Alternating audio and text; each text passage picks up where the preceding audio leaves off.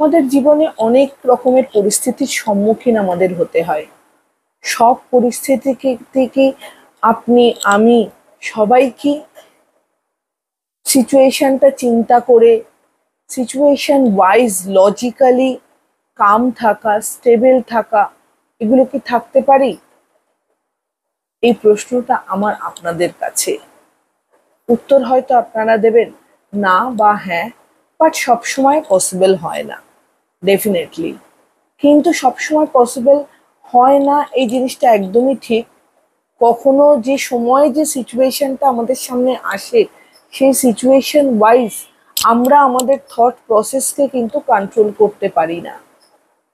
এই কন্ট্রোলিং প্রসেসটাই কিন্তু দরকার আপনার আমার মধ্যে, যাতে সব রকমের সিচুয়েশনে, পজিটিভ নেগেটিভ সব রকমের সিচুয়েশনে আপনি আমি স্টেবল থাকি, কাম থাকি।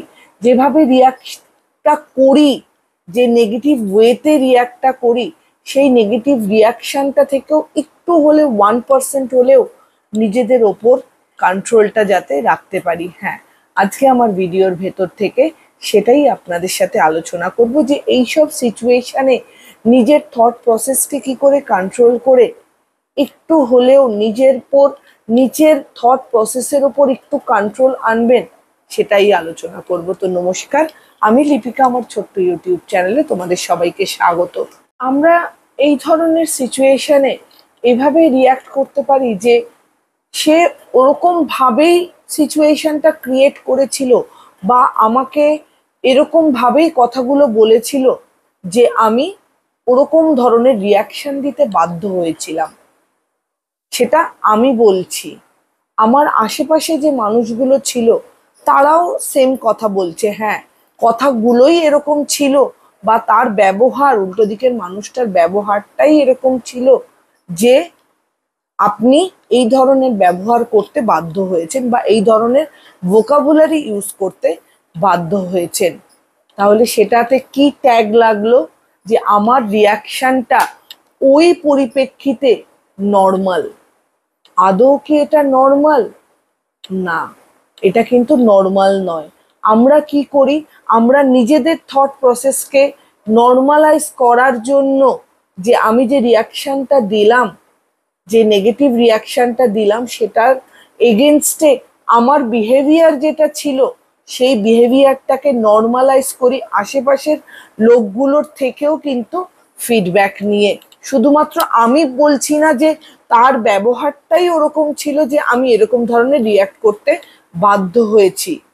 এটা কিন্তু কিসের উপরে ডিপেন্ড করে? আপনার আশেপাশে যে মানুষগুলো আছে তাদের কথোপকথনের ওপর ডিপেন্ডও করে যে আপনার রিয়াকশনসটা ডেফিনেটলি ওই সিচুয়েশনে দাঁড়িয়ে নর্মাল ছিল।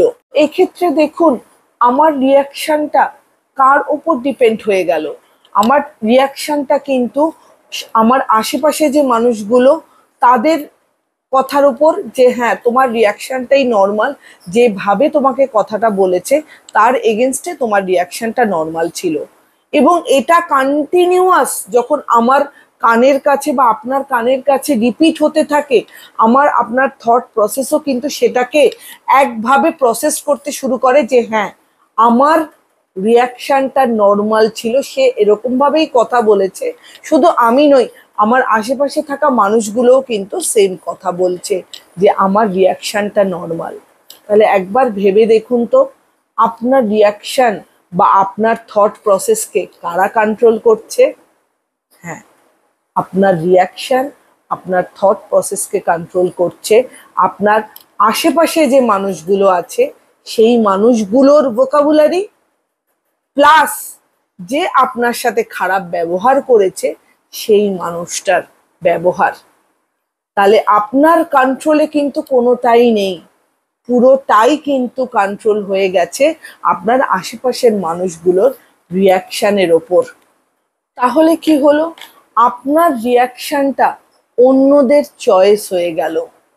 আপনি কি রিয়াকশন দেবেন সেটা কিন্তু আপনার চয়েস আর রইল না। আপনার থট প্রসেসের ওপর তাদের কন্ট্রোলটা চলে এলো, এবং তাদের যেই কন্ট্রোলটা চলে এলো, তারা যে চয়েসটা আপনাকে দিচ্ছে, আপনি কিন্তু সেই চয়েস অনুসারেই সেই রিয়াকশনটা দিচ্ছেন।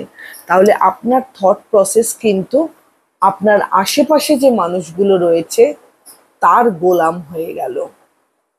আমার ভিডিওর ভেতর থেকে এটুকুই আপনাদেরকে ইনফর্ম করা যে সব সিচুয়েশনে ডেফিনেটলি কাম স্টেডি থাকা যায় না, স্টেবল থাকা যায় না। তবু বলবো যে নিজের থট প্রসেসের কন্ট্রোল নিজের ওপর রাখুন।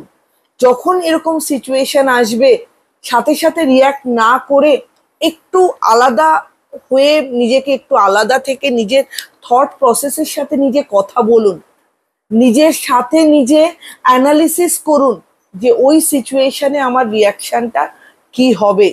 আশেপাশের মানুষগুলোর গোলাম হয়ে যাবেন না, তাদের চয়েসের ওপর আপনার রেসপন্সকে ডিপেন্ড করতে দেবেন না। তাহলে কিন্তু আপনার নিজস্বতা হারিয়ে ফেলবেন। তো আপনার থট প্রসেস যেহেতু, কন্ট্রোলটা আপনি আপনার উপর রাখুন। ভিডিওটা কেমন লাগলো অবশ্যই আমাকে জানাবেন। ভালো লাগলে চ্যানেলটা লাইক অ্যান্ড সাবস্ক্রাইব করে দেবেন। সবাই ভালো থাকবেন, সুস্থ থাকবেন। নমস্কার।